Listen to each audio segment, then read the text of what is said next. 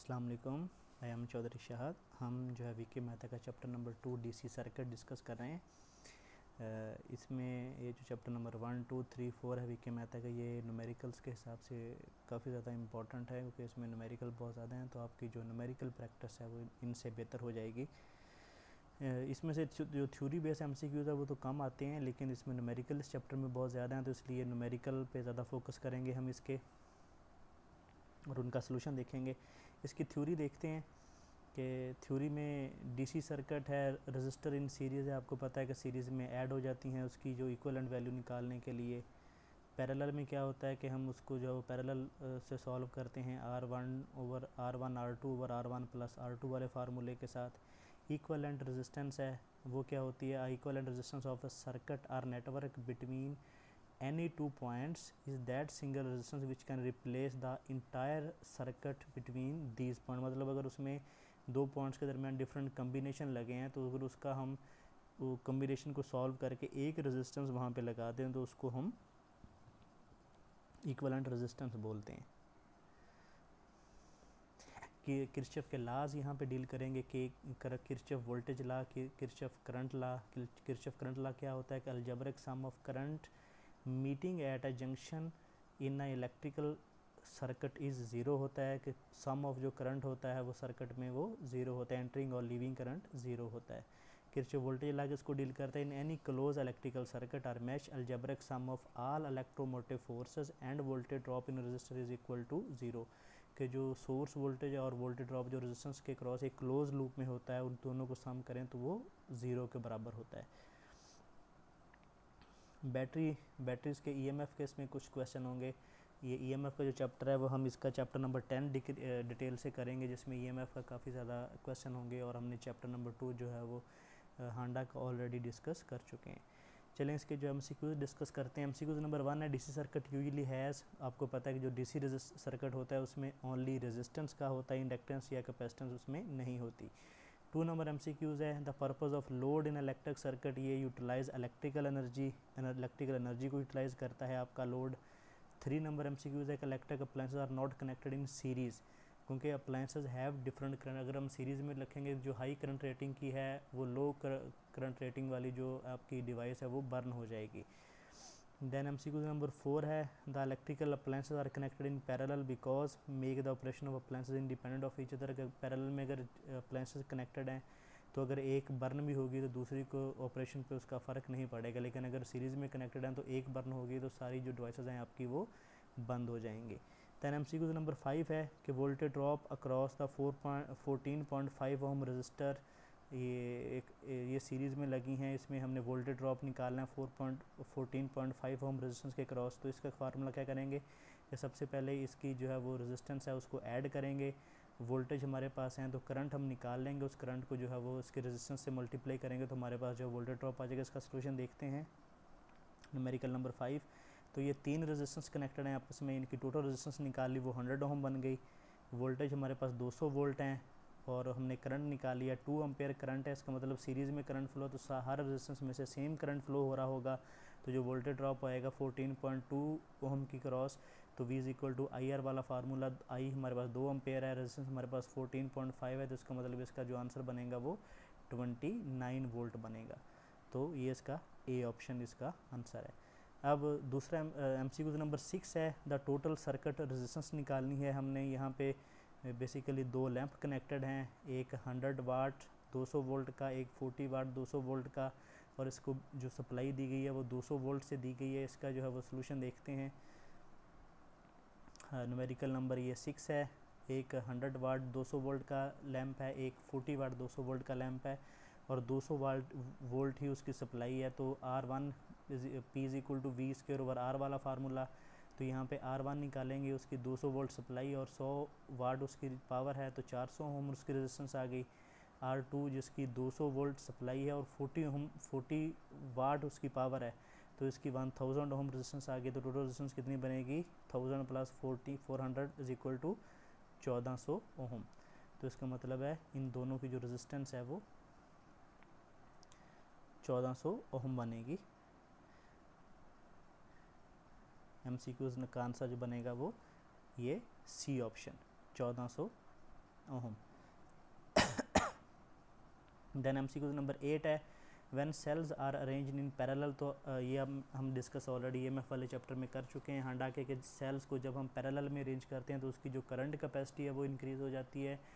जब हम उनको सीरीज़ में ऐड करते हैं तो उसकी वोल्टेज कैपेसिटी जो है वो इंक्रीज़ हो जाती है। तो सीरीज़ में जो है उनके वोल्टेज हैं वो ऐड या सब्ट्रैक्ट होते हैं उनकी डायरेक्शन के हिसाब से। अगर हम एक का पॉजिटिव दूसरे के नेगेटिव के साथ मिलाएंगे तो वोल्टेज ऐड होना शुरू हो जाएंगे, लेकिन अगर आप एक का नेगेटिव दूसरे का जो है वो नेगेटिव के साथ लगाएंगे तो उसके जो वोल्टेज हैं वो जो है वो सब्ट्रैक्ट होना शुरू हो जाएंगे।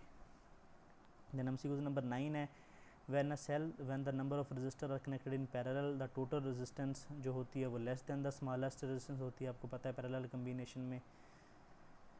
Then MCQ नंबर 12 है cell of EMF E is connected across resistance R. The potential difference between the terminal of cell is found to be V. The internal resistance of the जो cell होती है वो E minus V over V into R. 13 number MCQ है external resistance R है is connected to cell of internal resistance उसकी small R है। The maximum current flow, ये maximum transfer theorem आपको पता है कि जब भी इंटरनल रेजिस्टेंस और एक्सटर्नल रेजिस्टेंस इक्वल होंगी तो आपका जो है मैक्सिमम पावर ट्रांसफ़र होगी। तो जब इसका जो ऑप्शन C है when external resistance is equal to internal resistance. 14 number MCQs है 5 cells each of EMF A, हर एक की EMF E है, इंटरनल रेजिस्टेंस उसकी R है, connected in series. If due to oversight one cell is connected wrongly, एक सेल उसने रॉन्गली कनेक्ट, मतलब वो पॉजिटिव नेगेटिव कनेक्ट कर रहा था लेकिन एक सेल का उसने पॉजिटिव के साथ पॉजिटिव और नेगेटिव के साथ नेगेटिव मिला दिया, इसका मतलब वो सेल जो है वो सब्ट्रैक्ट होना शुरू हो जाएगा। तो हर एक की अगर 5 सेल थे तो उनकी जो कंबाइन वोल्टेज थे वो 5E बनने थे। अब एक जो सेल जो उसने रिवर्स लगा दिया, उसने 1 वोल्ट उसका गया और एक जो जिसके साथ वो कनेक्टेड है एक उसका भी उसने ड्रॉप कर दिया, तो इसका मतलब है 2 वोल्ट जो है वो ड्रॉप हो गए। तो इसका मतलब उसकी जो पावर बचेगी, वोल्ट बचेंगे, वो 3E बचेंगे। लेकिन आपको पता है कि रेजिस्टेंस हमेशा सीरीज़ में ऐड होती है, तो एक की रेजिस्टेंस R थी तो इसका मतलब 5 सेल थे तो उसकी जो टोटल रेजिस्टेंस बनेगी वो 5R बनेगी। MCQ नंबर 15 है the wire has a resistance of 12 ohm, it is bent in the form of circle, the effective resistance between the 2 point of any of diameter। इसका solution देखते हैं MCQ number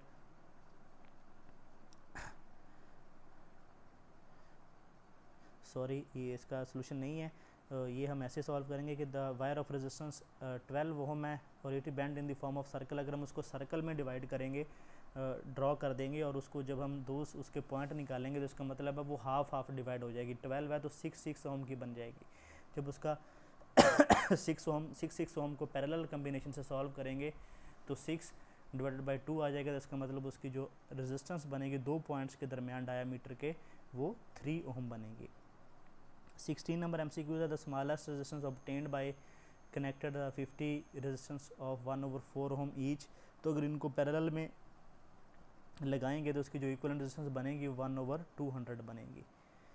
then MCQ number 20 है the voltage across a parallel circuit shown in figure. In 2 points के दरमियान जो है हमने voltage drop निकालना है। तो 10 ओम की रेजिस्टेंस है, 2.5 की है, 2 ओम की, ये सारे पैरेलल में कनेक्टेड हैं। तो इसका सलूशन करते हैं। इससे सबसे पहले इन दोनों का जो पैरेलल कम्बिनेशन सॉल्व करते हैं, 10 ओम का और 2.5 का, तो उसकी वैल्यू आ जाएगी 2 ओम हमारे पास।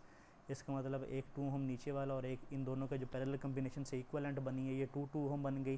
तो इनको अब पैरेलल कम्बिनेशन से सॉल्व करेंगे तो 1 ओम हमारे पास जो रेजिस्टेंस आ जाएगी। तो 1 ओम से जब 15 एम्पेयर फ्लो करेगा तो वोल्टेज ड्रॉप कितना बनेगा, 15 वोल्ट। इसका जो MCQ नंबर 20 का जो आंसर है वो A आ जाएगा।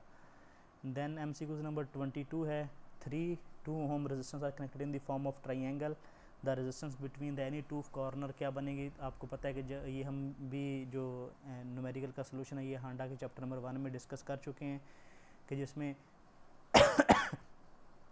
ट्राइंगल में 2 ओम की रेजिस्टेंस है। अगर किसी भी 2 कॉर्नर पे जो हम कंसीडर करें तो 2 रेजिस्टेंस आपस में ऐड हो जाएगी। तो उसकी जो ये 2 ओम की हैं तो 2 रेजिस्टेंस आपस में ऐड होंगे तो 4 ओम बन जाएगी। 4 ओम जो है रेजिस्टेंस वो 2 ओम के पैरेलल में, जब 4 और 2 को पैरेलल कम्बिनेशन से सॉल्व करेंगे तो उसका जो आंसर बनेगा वो 4/3 बनेगा। देन MCQ नंबर 24 है the 200 watt and 100 watt bulb both meant for operation 220 volt, उसकी मतलब रेटेड पावर 220 वोल्ट है, are connected in series when connected to 220 volt supply the power consumed by the circuit. ये MCQ अक्सर आ जाता है टेस्टों में। ये हम जिसका सोल्यूशन डिटेल के साथ जब हम चैप्टर नंबर 1 हांडा का डिस्कस किया था, उसका MCQ नंबर 8 जो हमने वहाँ पे इसके एक फार्मूला ड्राइव ये किया था कि जब रेटेड पावर, रेटेड वोल्टेज और उसके सप्लाई वोल्टेज अगर दोनों बराबर हों, दो लोड सीरीज़ में लगे हुए हों, तो उसकी जो पावर कंजम्पशन है दोनों की वो रेजिस्टेंस के पैरेलल वाले फार्मूले से हम निकाल सकते हैं। तो सिंपल 200 और 100 हमको रेजिस्टेंस के पैरेलल वाले फार्मूले से करेंगे, R1 R2 over R1 plus R2, 200 multiply by 100 over 200 plus 100 करेंगे तो उसका जो आंसर बनेगा वो 66 वाट बनेगा। तो इसका ऑप्शन ए। इसका जो डिटेल सोल्यूशन है वो हमने चैप्टर नंबर 1 हांडा में कवर किया हुआ है। MCQ नंबर 25 है electric fan and heater marked 100 watt 220 volt 1000 watt 220 volt respectively the resistance of heater. आपको पता है जो रेजिस्टेंस का और पावर का रिलेशन है वो इन्वर्स रिलेशन है, P is equal to V square over R वाले फार्मूले से। तो जिसकी पावर ज़्यादा होगी उसकी रेजिस्टेंस कम होगी, तो हीटर की जो पावर है वो ज़्यादा है, तो इसका मतलब the resistance of a heater is less than that of the fan. MCQ number 27 है when internal resistance of a cell is large compare to external resistance the high current is obtained by grouping. आपको पता है high current के लिए उसको parallel में grouping करते हैं। 28 है द EMF ऑफ सेल जो डिपेंड करती है वो इलेक्ट्रोलाइट और इलेक्ट्रोड ऑफ द सेल पे डिपेंड करती है। देन MCQ नंबर 30 है given 3 equal resistance how many combination of 3 resistance can be made. आपको पता है अगर आपके पास 3 रेजिस्टेंस हो तो उसके हम 4 कम्बिनेशन बना सकते हैं कि तीनों को पैरेलल में लगा दें, तीनों को सीरीज़ में लगा दें, 2 को सीरीज़ में, 1 को पैरेलल में, 2 को पैरेलल में, 1 को सीरीज़ में लगा दो, हमारे पास 4 कम्बिनेशन बनेंगे 3 रेजिस्टेंस के। 31 नंबर MCQ है identical wires of nichrome and copper are connected in series in the circuit the result is in. जो आपको पता है कि अगर आपने आइडेंटिकल निक्रोम और कॉपर दोनों की आपने सीरीज़ में कनेक्ट की है तो जो ज़्यादा हीट प्रोड्यूस होगी वो ग्रेटर हीट इन निक्रोम, क्योंकि निक्रोम की जो रेजिस्टेंस होती है वो ज़्यादा होती है और कॉपर वायर की जो रेजिस्टेंस है वो कम होती है, तो इसलिए ज़्यादा हीट जो ड्रॉप होगी वो निक्रोम के क्रॉस होगी। देन MCQ नंबर 36 है कि ये एक डायग्राम उसने दी है और एंड पे उसने पूछा कि करंट आई कितना होगा। ये 2 एम्पेयर यहाँ भी ऐड हो रहे हैं, 2 यहाँ पे, इसका मतलब 4 एम्पेयर यहाँ पे आ गया, यहाँ से 1 एम्पेयर लीव हो रहा है, तो नेक्स्ट कितना जाएगा 3 एम्पेयर। अब यहाँ पे 1.3 एम्पेयर फिर लीव हो रहा है, तो 3 में से अगर 1.3 निकालेंगे तो जो नीचे करंट बचेगा 1.7 एम्पेयर बचेगा, ये 1.7 एम्पेयर इसका आंसर बन जाएगा। देन 37 नंबर MCQ है, इसका जो सोल्यूशन है वो हम जो है वो KVL से करेंगे। यहाँ पे क्या है कि 3 एम्पेयर है, एक बैटरी लगी हुई है, उसकी जो इंटरनल रेजिस्टेंस है 1 ओम है और एक 6 ओम की रेजिस्टेंस है। अब A और B के दरमियान हमने वोल्टेज ड्रॉप निकालना है, अप्लाई KVL। तो करंट की हमने डायरेक्शन जो कंसीडर की वो क्लॉकवाइज कंसीडर की है। अब जो है वो करंट लीविंग हम पॉजिटिव ले रहे हैं और एंटरिंग हम जो है वो नेगेटिव ले रहे हैं। तो करंट जो बैटरी का नेगेटिव टर्मिनल जो है वो पॉजिटिव टर्मिनल से लीव हो रहा है, तो उसका मतलब यहाँ पे हमने +3 कर दिया। जो उसके बाद आपकी जो है वो 1 ओम की रेजिस्टेंस है, 1 ओम की, सॉरी ये जो 3 एम्पेयर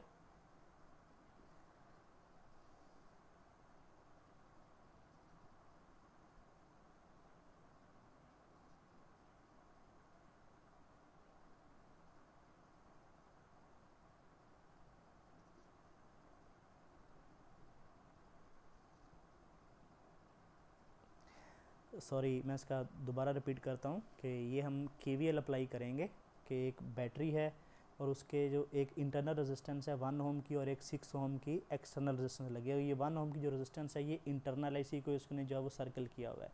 अब जो एक्सटर्नल रेजिस्टेंस है उसकी जो हम लेते हैं पॉजिटिव नेगेटिव लेते हैं वो हम खुद कंसीडर करते हैं कि हमने पहले पॉजिटिव कंसीडर किया बाद में उसके नेगेटिव किया। लेकिन जो इंटरनल रेजिस्टेंस की जो पॉजिटिव नेगेटिव होगी वो हम बैटरी के हिसाब से कंसिडर करेंगे। बैटरी का पहला नेगेटिव है तो इसका मतलब यहाँ पे नेगेटिव आ जाएगा और यहाँ पे पॉजिटिव आ जाएगा।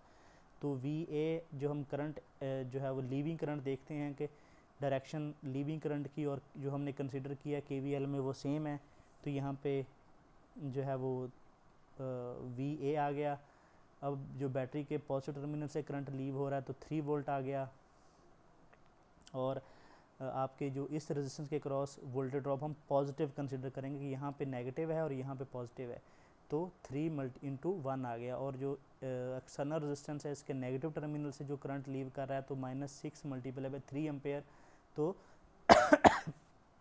ये आपका 18 आ गया, -18। तो अब जब VA माइनस VB करेंगे 18 - 3 - 3 करेंगे तो इसका जो आंसर बनेगा VA - VB वो 12 वोल्ट बनेगा, जो कि वोल्टेज ड्रॉप है इन दो पॉइंट्स के दरमियान। ये बेसिकली हमने जो 1 ओम की रेजिस्टेंस है ये उसकी इंटरनल रेजिस्टेंस, और इसी की जो हमने डायरेक्शन ली है वो नेगेटिव पॉजिटिव ही लेंगे क्योंकि बैटरी की वजह से, लेकिन यहाँ के हमने पॉजिटिव नेगेटिव ली क्योंकि ये एक्सटर्नल रेजिस्टेंस है। देन MCQs नंबर 38 है, इसका सोल्यूशन करते हैं। 38 में ये है कि इसमें KVL अप्लाई करते हैं, ये भी एक्सटर्नल रेजिस्टेंस है, ये भी एक्सटर्नल है। अब यहाँ पे 1 ओम है लेकिन यहाँ पे डॉटेड ऊपर नहीं है, तो इसका मतलब ये एक्सटर्नल रेजिस्टेंस है, इसको इंटरनल नहीं लेंगे। तो यहाँ पे नेगेटिव साइड से लीव कर रहा है तो करंट -3 × 2 एम्पेयर जो है वो -6 आ जाएगा। बैटरी के नेगेटिव टर्मिनल से करंट लीव हो रहा है तो -2 आ गया। 1 ओम रेजिस्टेंस के भी नेगेटिव टर्मिनल से लीव कर रहा है तो 1 × 2 आ गया।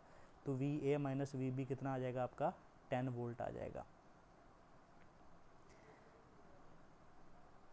Then MCQs number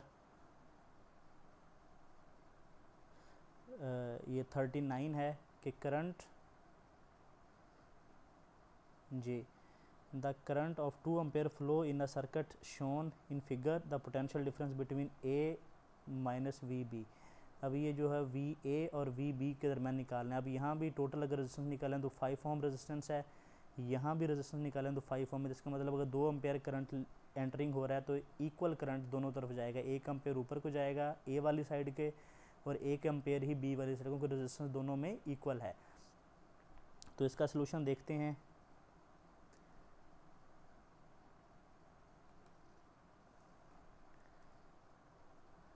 MCQs number ये था 39। तो यहाँ पे 2 एम्पेयर करंट है, 1 एम्पेयर A वाली साइड पे जा रहा है, 1 एम्पेयर ही B वाली साइड पे जा रहा है। तो यहाँ पे हमने पॉजिटिव नेगेटिव मार्क कर लिया रेजिस्टेंस पे, यहाँ पे पॉजिटिव नेगेटिव। तो हम सो कंसीडर द 2 ब्रांचेस, एक DAC, ये वाली DAC, और एक जो हम ब्रांच लेंगे DBC, ये 2 ब्रांचेस हमें मिल रही हैं। तो दोनों में एक, हर ब्रांच में जो है वो 1 एम्पेयर करंट जा रहा है। फॉर DAC अप्लाई KVL, तो हमें क्योंकि VA चाहिए तो हम VA तक उसमें जो है वो KVL अप्लाई करेंगे। VD आपके जो इस पॉइंट से जो है वो करंट लीविंग कर रहा है तो उसको पॉजिटिव ले लिया। अब जो 2 ओम की रेजिस्टेंस की नेगेटिव साइड से लीव कर रहा है तो ये -2 × 1 हो जाएगा, और VA आपका दूसरा नोड आ जाएगा -VA, इसमें एंटरिंग है, इसमें लीविंग था पॉजिटिव ले लिया, इसमें एंटरिंग करंट है तो ये नेगेटिव आ गया VA। फॉर DBC जो दूसरी ब्रांच है, अगर उस पर हम KVL अप्लाई करें तो यहाँ भी 3 ओम की रेजिस्टेंस इसके नेगेटिव साइड से ये नेगेटिव आ जाएगा, यहाँ पे एंटरिंग करंट है VD से, ये पॉजिटिव आ जाएगा, और B में एंटरिंग है, D में लीविंग है तो पॉजिटिव, B में एंटरिंग है करंट तो हम जो है इसको नेगेटिव लेंगे। तो VD -3 ओम वाली रेजिस्टेंस है -VB, और इक्वेशन नंबर 2 को जो है वो 1 से माइनस करेंगे तो VD कैंसिल हो गया, VA - VB कितना आ जाएगा 1 वोल्ट। तो इसका मतलब है जो VA और VB के दरमियान जो पोटेंशियल होगा वो 1 वोल्ट होगा। चलें इसका जो नेक्स्ट पोर्शन है वो नेक्स्ट पार्ट में हम डिस्कस करेंगे MCQs नंबर 45 से। तो अगर कोई MCQs आपको कोई कंसेप्ट आपको समझ नहीं आया तो आप जो है वो कमेंट कर दें, हम जो है वो इसके अगर कोई कमेंट होंगे तो कोई MCQs या कोई कंसेप्ट समझ नहीं आएगा तो हम उसकी एक सेपरेट वीडियो बना देंगे चैनल को सब्सक्राइब कर लें और जो है वो बेल आइकन को प्रेस कर लें ताकि हर आने वाली जो वीडियो है वो आपको उसका नोटिफिकेशन मिल जाए। अल्लाह हाफिज़।